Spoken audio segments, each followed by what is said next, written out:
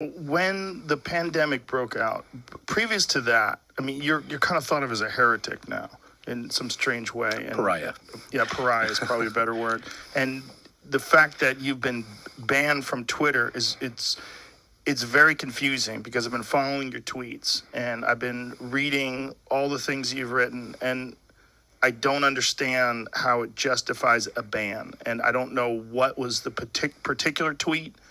Did they tell you what the particular tweet was or what the offense was? They never tell you.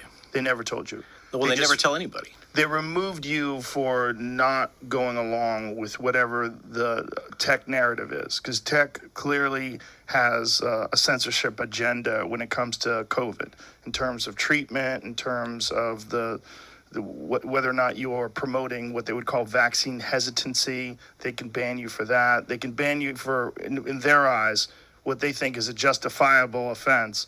And they're doing this, and I don't know who these people are that are doing this, but they're doing this. One of the most important things about you reading out your history like that is to one of the most qualified people in the world to talk about vaccines. Well, thank you for that. I think that's... So one way that some people put it is, and of course, since this has happened, I've been contacted by multiple lawyers that are looking at filing a suit, just like Alex Berenson has one against Twitter. And the point is made just what you just made. So the point that I think is kind of succinct on this is, if my voice, if there's no merit to my voice being in the conversation, whether it's true or not, whether I'm factually correct or not, let's park that just for a minute. Whether or not I'm right in everything I say, and I freely admit, no one's perfect. I'm not perfect. It's one of my core points, is people should think for themselves. And I try really hard to give people the information and help them to think, not to tell them what to think. Okay?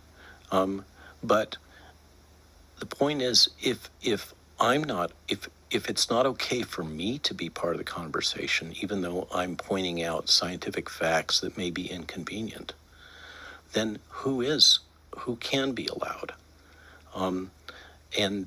Whether you're in the camp that says I'm a liar and I didn't invent this technology despite the patents, when there's a whole cohort of that, no one can dispute that I played a major role in the creation of this tech, and virtually all other voices that have that background have conflicts of interest, financial conflicts of interest. I think I'm the only one that doesn't. I'm not getting any money out of this.